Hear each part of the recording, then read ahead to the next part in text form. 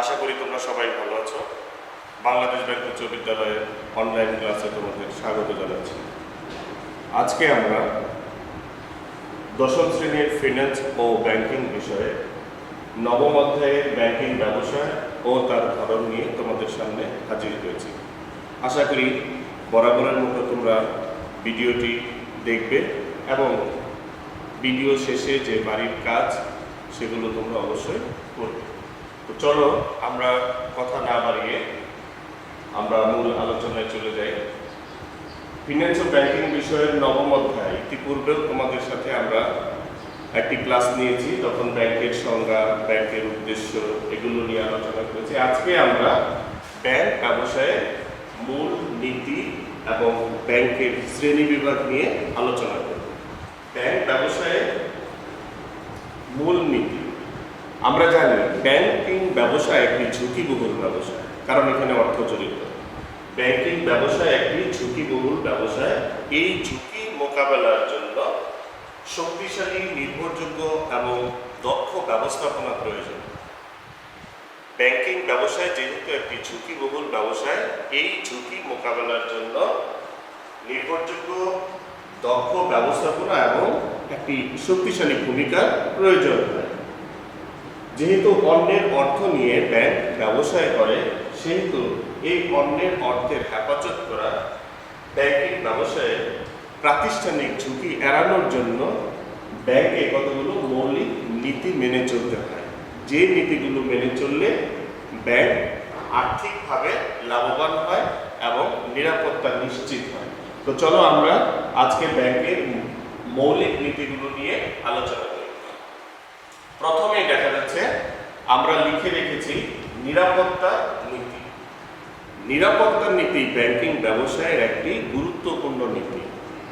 গ্রাহকের অর্থ এবং ব্যাংক গ্রাহকদের যে ঋণ প্রদান করে থাকে, সেই ঋণ আদায়ের নিরাপত্তা নিশ্চিত করা ব্যাংকের একটি গুরুত্বপূর্ণ নীতি। কারণ ঋণ প্রদান করার আগে ব্যাংক গ্রাহকের বা ঋণ গ্রহীতার আর্থিক সচ্ছলতা বিচার বিশ্লেষণ করা প্রয়োজন এবং তার ঋণের বিপরীতে পর্যাপ্ত পরিমাণের জামানত গ্রহণ করা উচিত, যাতে ব্যাংক নিশ্চিন্তে তার প্রদত্ত ঋণের টাকা ফেরত পেতে পারে। এরপরে আমরা দেখব মুনাফার নীতি। সুষ্ঠু মুনাফা অর্জনের জন্য ব্যাংকিং ব্যবসায়ে একটি অপরিহার্য নীতি হচ্ছে মুনাফা নীতি। সুষ্ঠুভাবে যদি আমি মুনাফা অর্জন করতে চাই, তাহলে আমাকে এই একটি নীতি অবলম্বন করতে হবে। আমরা জানি ব্যাংক জনগণের কাছ থেকে সঞ্চিত অর্থ আমানত হিসেবে গ্রহণ করে। সেই আমানতের উপর আমানতকারীকে সুদ প্রদান করতে হয়। আবার এক শ্রেণীর মানুষকে ব্যাংক এই আমানতের বিপরীতে ঋণ প্রদান করে থাকে। তো যাদেরকে ঋণ প্রদান করা হয় তাদের কাছ থেকে সুদ পাওয়া যায়, আর আমানতকারীদেরকে সুদ দেওয়া হয়। এই সুদ দেওয়া এবং সুদ পাওয়ার যে পার্থক্য, এই পার্থক্যই হচ্ছে ব্যাংকের মুনাফা। অতএব এই সুষ্ঠুভাবে এই মুনাফা অর্জন করা ব্যাংকের একটি অপরিহার্য নীতি। আমরা এরপরে আলোচনা করব তারল্য নীতি। তারল্য নীতি একটি গুরুত্বপূর্ণ নীতি, অনেক সময় অনুধাবনের প্রশ্নে আমাদের আসে। তারল্য নীতি হচ্ছে ব্যাংকিং ব্যবসায়ের একটি অন্যতম মূল নীতি। আমরা কিন্তু আলোচনা করছি কোনটা গুরুত্বপূর্ণ নীতি, কোনটা অপরিহার্য নীতি, কোনটা মূল নীতি, কোনটা অন্যতম নীতি, কোনটি প্রধান নীতি। এগুলো একটু বই এবং আমাদের এই ভিডিওটি দেখে তোমরা খেয়াল করবে। তারল্য নীতি মানে হচ্ছে ব্যাংক যখন তাদের আমানতের অর্থ ব্যাংকে গচ্ছিত রাখে, তখন যে কোনো সময় গ্রাহক তার আমানতের অর্থ ফেরত চাইতে পারে। ফেরত চাওয়া মাত্র গ্রাহককে তার আমানতের অর্থ ফেরত দিতে হবে। এখন ব্যাংক যদি ফেরত দিতে হবে এই ভেবে যদি সবসময় টাকা সঞ্চিত করে রাখে, তাহলে ব্যাংক কিন্তু তাদের এই জমাকৃত টাকা বিনিয়োগ করতে পারবে না। আর যদি বিনিয়োগ করতে না পারে ব্যাংক, তাহলে কোনো মুনাফা অর্জন করতে পারবে না। আর মুনাফা অর্জিত না হলে গ্রাহকদেরকে তাদের আমানতের উপরে সুদ এবং ব্যাংকের যে পরিচালনা খরচ, সেগুলো তারা পরিশোধ করতে পারবে না। এতে করে কি হবে? ব্যাংকের অবস্থা আর্থিক সংকটে পড়ে যাবে। এই জন্য ব্যাংকের তারল্য নীতি বজায় রেখে তাদেরকে কাজ করতে হবে। তারল্য নীতিটা এমন হবে যেন অর্থ ব্যাংকে পর্যাপ্ত পরিমাণের তরল সম্পদ থাকে এবং ব্যাংকে অতিরিক্ত তারল্য সংকটও যেন সৃষ্টি না হয়।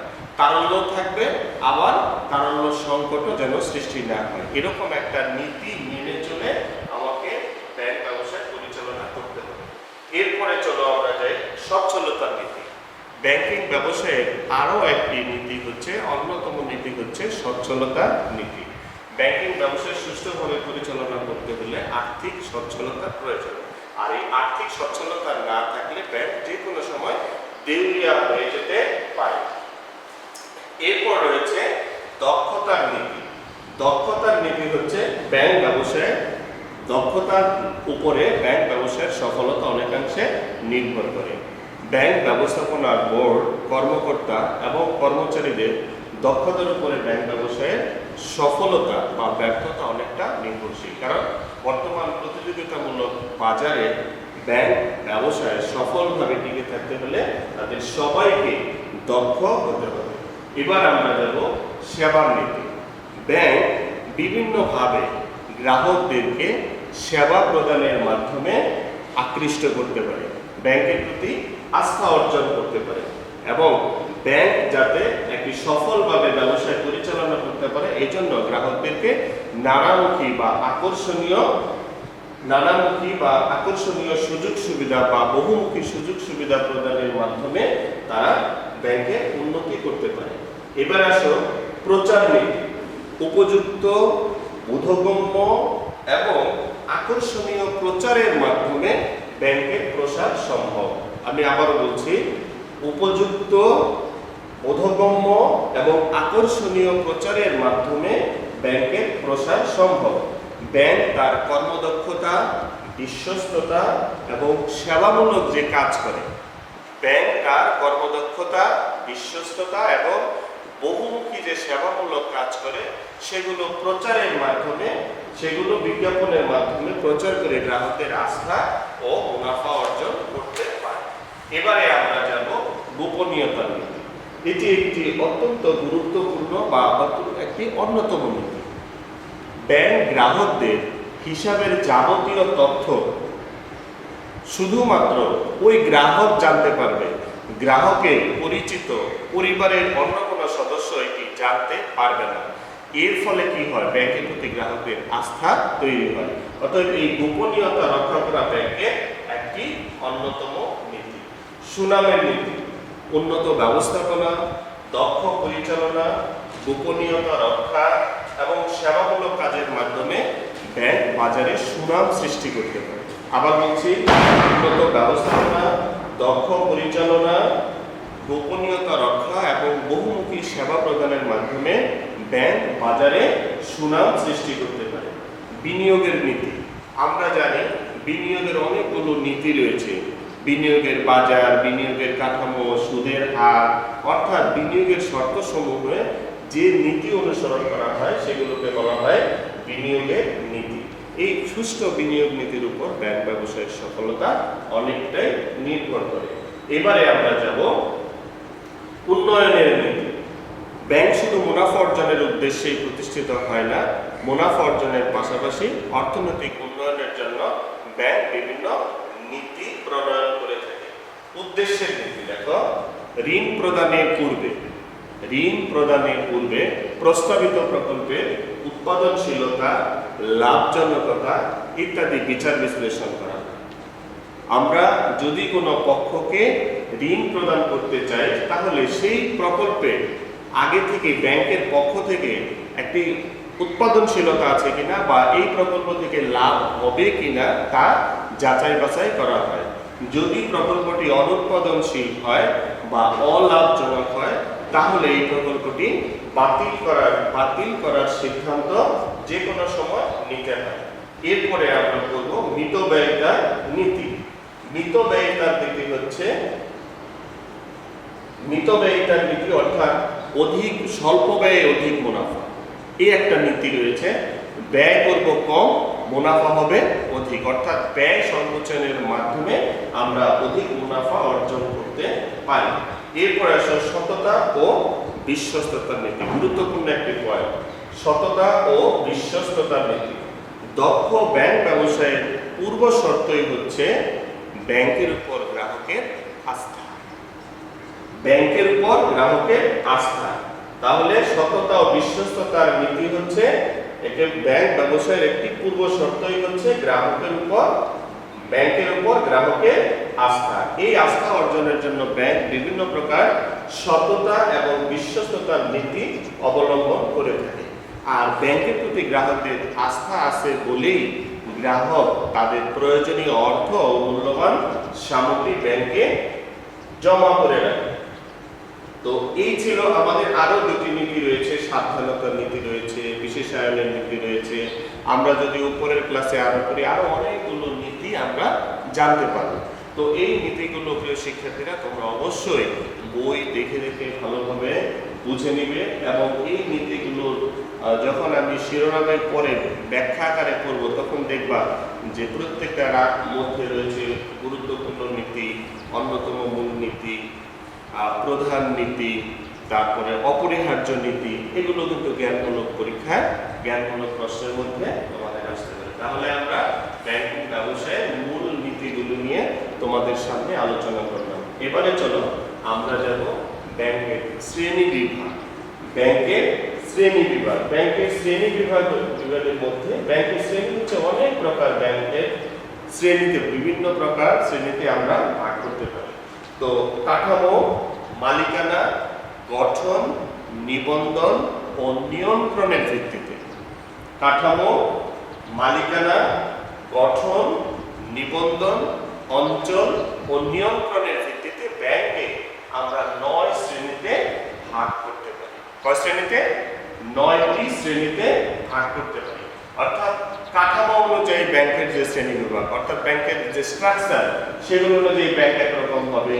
কাজের ভিত্তিতে ব্যাংকগুলো একরকম হবে। সংগঠন বা সংগঠনের ভিত্তিতে যেমন কি বলি আমরা, রাষ্ট্রীয় সংগঠন আছে, যৌথ মূলধনী সংগঠন আছে, এই সংগঠনের ভিত্তিতে একরকম হতে পারে। মালিকানার ভিত্তিতে এক মালিকানা হতে পারে, অংশীদারি হতে পারে। অঞ্চল ভিত্তিক, যেমন রাজশাহী আঞ্চলিক ব্যাংক, রাজশাহী উন্নয়ন ব্যাংক, তাহলে অঞ্চল ভিত্তিক ব্যাংক হতে পারে। নিবন্ধনের ভিত্তিতে ব্যাংক হতে পারে। বিশেষ মক্কেল ভিত্তিক, অর্থাৎ যেমন শ্রমিকদের জন্য একটা ব্যাংক হতে পারে। এই যে আমাদের শিক্ষার্থীদের জন্য স্কুল ব্যাংকিং, এরকম একটা ব্যাংক হতে পারে। নিয়ন্ত্রণ ভিত্তিক ব্যাংক হতে পারে। ধর্মীয় দৃষ্টিকোণ থেকে ব্যাংক হতে পারে। তো প্রিয় শিক্ষার্থীরা, ব্যাংকের যে শ্রেণী বিভাগগুলো রয়েছে সেই শ্রেণী বিভাগগুলো আমরা দেখলাম। এখন আমরা চলো একটু দেখে নেই যে ব্যাংকের শ্রেণী বিভাগ ভিত্তিক এগুলোর মধ্যে কোন কোন ব্যাংক রয়েছে। যখন আমরা কাঠামো ভিত্তিক শ্রেণী বিভাগ আলোচনা করব, এই কাঠামো ভিত্তিক শ্রেণী বিভাগের মধ্যে আমাদের 4টি ব্যাংক রয়েছে। এগুলো লেখা সম্ভব না, বইয়ের মধ্যে রয়েছে। আমি একটু আলোচনা করে দিচ্ছি, তোমরা অবশ্যই বইটি একবার পড়েছো, এখন পড়বে এবং আরো বারবার পড়বে, কারণ এগুলোই কিন্তু তোমাদের ধরে নাও যে এগুলো এসএসসি পরীক্ষার আগে সর্বশেষ প্রিপারেশন। কাঠামো ভিত্তিক ব্যাংকের মধ্যে রয়েছে একক ব্যাংক, শাখা ব্যাংক, চেইন ব্যাংক এবং গ্রুপ ব্যাংক। কাঠামো ভিত্তিক হচ্ছে একক ব্যাংক, শাখা ব্যাংক, চেইন ব্যাংক এবং গ্রুপ ব্যাংক। আসল একক ব্যাংক হচ্ছে শুধু একটি নির্দিষ্ট স্থানে, নির্দিষ্ট একটি এলাকায়, নির্দিষ্ট একটি ব্যাংকের মাধ্যমে যে লেনদেন সম্পাদিত হবে সেটাই হচ্ছে একক ব্যাংক। একটি নির্দিষ্ট স্থানে নির্দিষ্ট একটি ব্যাংক যে ব্যাংকিং কার্যাবলী পরিচালনা করে সেটাই হচ্ছে একক ব্যাংক। একক ব্যাংকের আলাদা কোনো শাখা থাকবে না। একক ব্যাংক যে জায়গাটিতে প্রতিষ্ঠিত হবে সেই জায়গাটিতেই ব্যাংক তার কার্যক্রম পরিচালনা করবে। এরপরে চলো আমরা দেখব কাঠামো ভিত্তিকের মধ্যে শাখা ব্যাংক। শাখা ব্যাংকিং মানে হচ্ছে এক বা একাধিক শাখা স্থাপনের মাধ্যমে একটি প্রধান কার্যালয়ের অধীনে থেকে দেশের অভ্যন্তরে এবং দেশের বাইরে যে ব্যাংকিং কার্যাবলী পরিচালনা করে তাকে বলা হয় শাখা ব্যাংক। আমি আবার বলছি, এক বা একাধিক শাখা স্থাপনের মাধ্যমে একটি প্রধান কার্যালয়ের অধীনে দেশের অভ্যন্তরে এবং দেশের ভিতরে, দেশের বাইরে যে ব্যাংকিং কার্যক্রম পরিচালনা করা হয় তাকে শাখা ব্যাংকিং বলা হয়। শাখা ব্যাংকের প্রত্যেকটি শাখার আলাদা কোনো অস্তিত্ব থাকে না, আলাদা কোনো সত্তা থাকে না। একটি প্রধান অফিসের প্রতিনিধি হিসেবে এই শাখা ব্যাংকিংগুলো পরিচালিত হয়ে থাকে। আমরা শাখা ব্যাংক যদি উদাহরণে দিই, জনতা ব্যাংক বলি, সোনালী ব্যাংক বলি, অগ্রণী ব্যাংক বলি, এই ব্যাংকগুলো প্রচুর পরিমাণে শাখা রয়েছে। তুমি ঢাকায় অবস্থান করছো, সোনালী ব্যাংক দেখছো। তুমি তোমার গ্রামের বাড়িতে চলে যাবে, তুমি তোমার এক আত্মীয় বাড়ি যাবে, তুমি ওখানেও দেখবে যে সোনালী ব্যাংক রয়েছে, অগ্রণী ব্যাংক রয়েছে, পূবালী ব্যাংক রয়েছে। অর্থাৎ একই ব্যাংক যখন সারা দেশে বিভিন্ন শাখা স্থাপনের মাধ্যমে যে ব্যাংকিং কার্যাবলী পরিচালনা করে তাকে বলা হয় শাখা ব্যাংকিং। এরপরে আমাদের রয়েছে চেইন ব্যাংকিং। চেইন ব্যাংকিং হচ্ছে যৌথ মালিকানায় গঠিত হয়েও নিজ নিজ সত্তা অক্ষুণ্ণ রেখে যে ব্যাংকিং কার্যক্রম পরিচালনা করে তাকে চেইন ব্যাংকিং বলা হয়।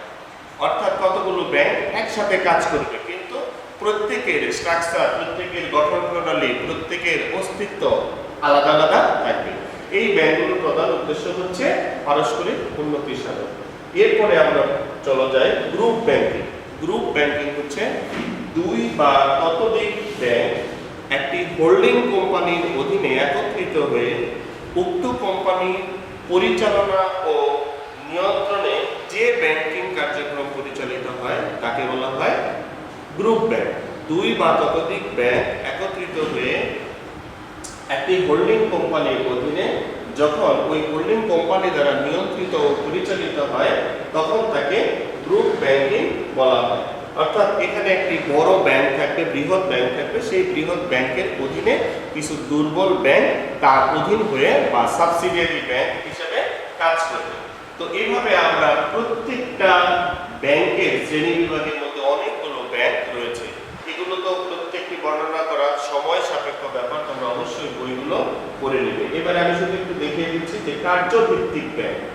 কার্যভিত্তিক ব্যাংক অর্থাৎ কাজের উপরে ভিত্তি করে যে ব্যাংক প্রতিষ্ঠিত হয় সেগুলোকে আমরা ভাগ করেছি কার্যভিত্তিক ব্যাংক। এর মধ্যে কেন্দ্রীয় ব্যাংক রয়েছে, বাণিজ্যিক ব্যাংক রয়েছে, কৃষি ব্যাংক রয়েছে, শিল্প ব্যাংক রয়েছে, বিনিময় ব্যাংক, বিনিয়োগ ব্যাংক, সঞ্চয়ী ব্যাংক, তারপর বন্ধকি ব্যাংক, পরিবহন ব্যাংক, ক্ষুদ্র ও কুটির শিল্প ব্যাংক, আমদানি ও রপ্তানি ব্যাংক। অনেকগুলো ব্যাংক রয়েছে। আসলে আমরা দুইটা আলোচনা করে নিই। কার্যভিত্তিক ব্যাংকের মধ্যে প্রধান ব্যাংক রয়েছে কেন্দ্রীয় ব্যাংক। কাজের উপরে ভিত্তি করে আমরা জানি প্রত্যেকটি দেশে একটি করে কেন্দ্রীয় ব্যাংক থাকে।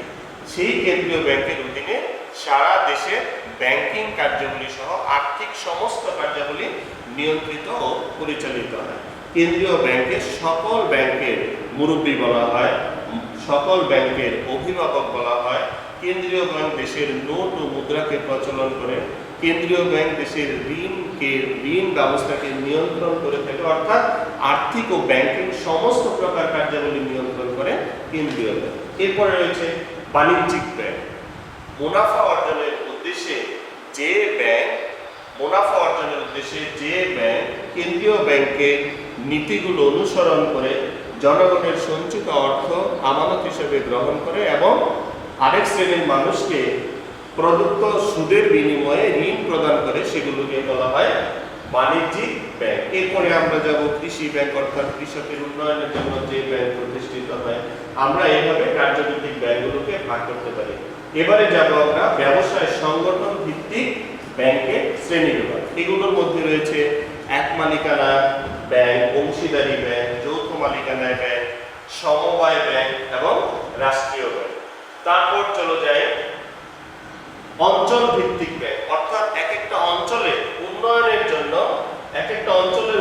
জন্য যে ব্যাংক প্রতিষ্ঠিত হয় সেটাকে বলা হয় অঞ্চল ভিত্তিক ব্যাংক। যেমন আঞ্চলিক ব্যাংক, রাজশাহী উন্নয়ন ব্যাংক, অর্থাৎ রাজশাহী অঞ্চলের উন্নয়নের জন্য একটি ব্যাংক প্রতিষ্ঠিত হয়েছে, তার নাম হচ্ছে রাজশাহী উন্নয়ন ব্যাংক।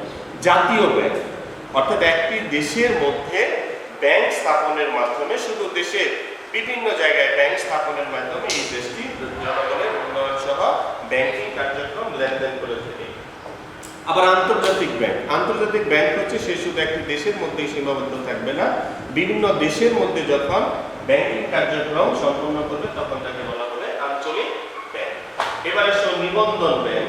নিবন্ধন ব্যাংকের মধ্যে রয়েছে দেশি ব্যাংক, আবার বিদেশি ব্যাংক। বিশেষ মক্কেল ভিত্তিক ব্যাংক, অর্থাৎ বিশেষ বিশেষ শ্রেণীর মানুষদের জন্য যে ব্যাংক প্রতিষ্ঠিত হয়েছে, এটা আগে বলেছিলাম শ্রমিক ব্যাংক, মহিলা ব্যাংক, স্কুল ব্যাংক, ভোক্তাদের জন্য ব্যাংক প্রতিষ্ঠিত হয়। এরপর আমরা দেখো নিয়ন্ত্রণ ভিত্তিক ব্যাংক। অনেক সময় সরকার পুরোপুরি কোনো কোনো ব্যাংকের নিয়ন্ত্রণ করে থাকে, আবার আংশিক নিয়ন্ত্রণ করে থাকে। এবং আমাদের সর্বশেষ হচ্ছে ধর্মীয় দৃষ্টিকোণ ভিত্তিক ব্যাংক। ধর্মীয় দৃষ্টিকোণ ভিত্তিক ব্যাংকগুলো আমাদের দেশে বহুল প্রচলিত রয়েছে। যেমন আমরা বলতে পারি ইসলামী ব্যাংক, শাহজালাল ইসলামী ব্যাংক। এভাবে আমাদের যে ব্যাংকগুলো, আল আরাফা ইসলামী ব্যাংক, এই যে ব্যাংকগুলো রয়েছে, এই ব্যাংকগুলো আমরা দেশের ভিতরে দেশের মানুষের উন্নয়নের জন্য, দেশের উন্নয়নের জন্য কাজ করে থাকি। তো আমরা ব্যাংকের শ্রেণী বিভাগের মধ্যে আমরা অনেকগুলো ব্যাংক পেয়ে গেলাম। তো এগুলো অবশ্যই তোমরা পাঠ্য বই দেখে দেখে ভালোভাবে পড়ার চেষ্টা করবে। এবং আমরা আজকে যে আলোচনা করলাম সেই আলোচনার ভিত্তিতে কিছু বাড়ির কাজ দিতে চাই। তোমরা অবশ্যই ধারাবাহিকভাবে যেভাবে তোমরা বাড়ির কাজগুলি ইতিপূর্বে দিয়েছ অবশ্যই তোমরা দিবে। আর যারা এতদিন কষ্ট করে বাড়ির কাজগুলো দিচ্ছ এবং অন্যান্য পড়াশোনাগুলো করছো, তাদেরকে আমি ধন্যবাদ জানাচ্ছি। এবং আজকে অনুধাবনমূলক 5টি প্রশ্ন আমি দিয়েছি। দেখো, শাখা ব্যাংকিং কি? অবশ্যই তোমরা 2 দিনের মধ্যে এগুলো জমা দেবে। শাখা ব্যাংকিং কি? তারল্য নীতি কি? ব্যাখ্যা করো। ব্যাংকের সাফল্য অনেকাংশে কিসের উপর নির্ভর করে? দক্ষ ব্যাংক ব্যবসায়ের পূর্বশর্ত সব আমি যেখানে মূল নীতির উপরে আলোচনা করেছি। স্কুল ব্যাংকিং কি? এটা হচ্ছে বিশেষ মক্কেল ভিত্তিক ব্যাংক। দক্ষ ব্যাংক ব্যবস্থা হচ্ছে সততা ও বিশ্বস্ততা। ব্যাংকের সফলতা ব্যাংকের দক্ষতার উপর নির্ভর করে। তারল্য নীতিটি হচ্ছে তারল্য সংকট, অর্থাৎ অধিক পরিমাণে অর্থ ব্যাংকে রাখা যাবে না, আবার তারল্য সংকটও সৃষ্টি করা যাবে না। শাখা ব্যাংকিং মানে হচ্ছে একটি দেশে একাধিক শাখা স্থাপনের মাধ্যমে ব্যাংকিং কার্যক্রম পরিচালনা করা হয়। অর্থাৎ অনুধাবনের 2টি অংশ, একটি হচ্ছে জ্ঞান আর একটি অনুধাবন। প্রত্যেকটি প্রশ্নে এক কথায় এক উত্তর লিখতে হবে এবং তারপর তুমি যে কথাটি লিখেছ সেই কথাটির ব্যাখ্যা দিতে হবে। তোমরা সুন্দর করে উপস্থাপন করে সমাধান করে খাতার উপরে নাম, শ্রেণী, শাখা, রোল লিখে আমাদের ডিবি হাই স্কুলের ফেসবুক পেজে যে কমেন্টস বক্স রয়েছে সেগুলোকে অবশ্যই 2 দিনের মধ্যে পাঠিয়ে দেবে। আমরা এগুলো চেক করে আমরা কিন্তু রিপ্লাই দিই।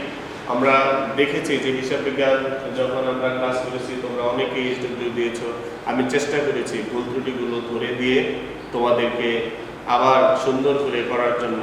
আমরা ধারাবাহিকভাবে আজকের ক্লাসে যারা তোমরা এইচডব্লিউ পাঠাবে আমরা রিপ্লাই দিয়ে তোমাদের সংশোধন করার চেষ্টা করব। তো আজকে এ পর্যন্তই থাকতে চাই। দেখা হবে আগামী কোনো ক্লাসে। সেই পর্যন্ত তোমরা ভালো থেকো, সুস্থ থেকো। আল্লাহ হাফেজ।